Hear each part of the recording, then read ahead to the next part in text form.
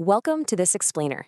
Today, we're going to act as your digital sleep coach to evaluate the health and life cycle of your CPAP machine.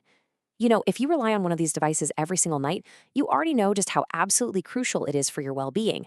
But just like any hardworking piece of medical tech, it definitely has a lifespan. So today, we're going to unpack exactly what that lifespan looks like.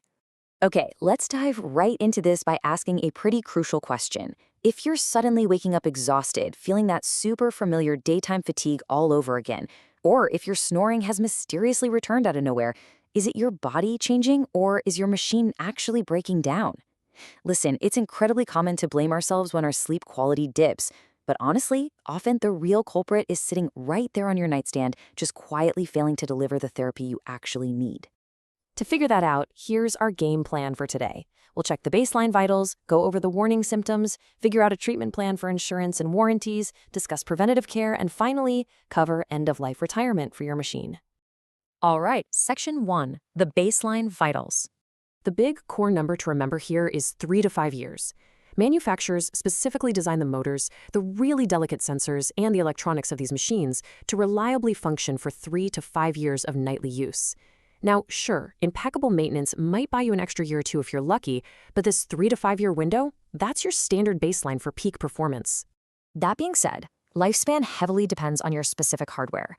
Standard bedside CPAP and APAP units, along with BiPAP devices, typically stretch to about 4 or 5 years. Though keep in mind, BiPAPs demand precise calibration for their complex pressure algorithms. But if you rely heavily on a travel CPAP as your daily driver, you've got to be aware, these are built for portability, not longevity. Using them every single day can wear out those compact motors and batteries much closer to that 3-year mark. Let's move on to Section 2, the symptoms and warning signs. So the calendar tells one part of the story, but the first major symptom you really want to watch out for is a drop in therapy effectiveness. If your daytime fatigue is returning, you need to check your device's app or SD card for a rising AHI, your apnea-hypopnea index. If that AHI is climbing and you know you've got a good mask fit and you're using the machine consistently, well, this strongly suggests the internal sensors or motors are drifting out of calibration. Basically, it's failing to deliver the prescribed pressure. It's not you, it's the machine. You've also got to watch out for the physical symptoms. Really pay close attention to your machine's behavior. Are you hearing sudden grinding or rattling noises? Or, maybe you're sounding a bit too much like Darth Vader when you inhale. What about the electronics? Are you seeing recurring error codes, failed ramp cycles, or maybe a flickering screen? Modern CPAPs run self-checks, so frequent errors mean the electronic problems are definitely worsening. Also, give the physical structure a look. Over years of nightly use, plastic becomes brittle and seals harden. That can cause unexplained internal air leaks that literally have nothing to do with your mask or your tubing. Let's focus on the noise aspect for just a second, because it's important.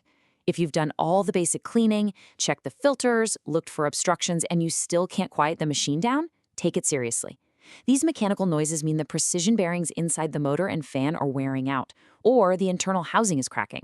Persistent, unusual sounds are a massive red flag, and they often happen right before the machine completely fails and your therapy suffers entirely. Next up, Section 3, the treatment plan, covering insurance and warranties. The magic number to remember here is 5. The whole reason that 3 to 5 year lifespan we talked about is so important is that private insurers, Medicare, and Medicaid typically align their replacement policies directly around it. They generally cover a brand new replacement machine exactly every 5 years, assuming you can demonstrate continuous use and medical necessity. Some plans might allow an earlier replacement if your device is completely irreparably damaged or if your medical condition changes. But generally speaking, 5 years is the standard insurance cycle you need to plan around. When a machine starts acting up, we all faced classic dilemma, right? Do we repair or replace? Well, it usually comes down to warranties. You should absolutely utilize your warranty to repair younger devices that are under 3 years old. But once you're paying out of pocket, a really good rule of thumb is to opt for a full replacement if the machine is over 4 years old, or if repair costs are creeping up to about 50% of what a brand new unit would cost. More often than not, just grabbing a new model with a fresh warranty and updated, quieter features makes way more financial and medical sense.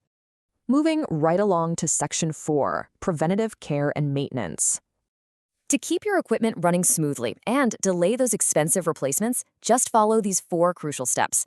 First, wipe down the exterior daily and let that humidifier chamber air dry, but please never submerge the machine itself. Second, stick to your filter schedule. Changing them every 1 to 3 months keeps dust completely out of the sensitive motor. Third, placement is everything. Elevate the machine away from floor dust and pet hair and never suffocate it inside a closed nightstand. And finally, protect the brain of your machine. Always use a surge protector to guard those delicate circuit boards against sudden voltage spikes. And that brings us to our final part, Section 5, End of Life and Retirement. So eventually, every machine bites the dust. Because a CPAP is a prescription medical device, you generally can't just resell it directly to another person online. That's highly restricted. So what are your options? Your best bets are taking it to a local e-waste recycling program or asking your manufacturer or equipment supplier if they run a take-back program. If the unit still actually works, you can donate it through sanctioned, approved, nonprofit medical equipment channels for supervised redistribution. Or hey, if it still passes its self-checks, simply keep it in the closet as an emergency spare for travel, or just in case your new primary unit ever fails. But before you do any of that, this next point is absolutely vital. It's something a lot of people just completely forget. Before you hand that retired machine off to a recycler, a take-back program, or a charity, you must remember to completely wipe or remove the SD card. That card stores your highly sensitive therapy and usage data. You really want to ensure your private medical information doesn't just leave the house along with the old machine. So, take a moment, look at your insurance timeline, listen closely for those warning noises we talked about, and check your latest sleep data. Clinging to a failing device doesn't actually save you money in the long run. It costs you your health, your energy, and frankly, your dates. Are you losing sleep over the very machine that's meant to save it? Assess your CPAP tonight and make sure your technology is working just as hard for your well-being as you are. So, what do you think? Is it time to upgrade your sleep?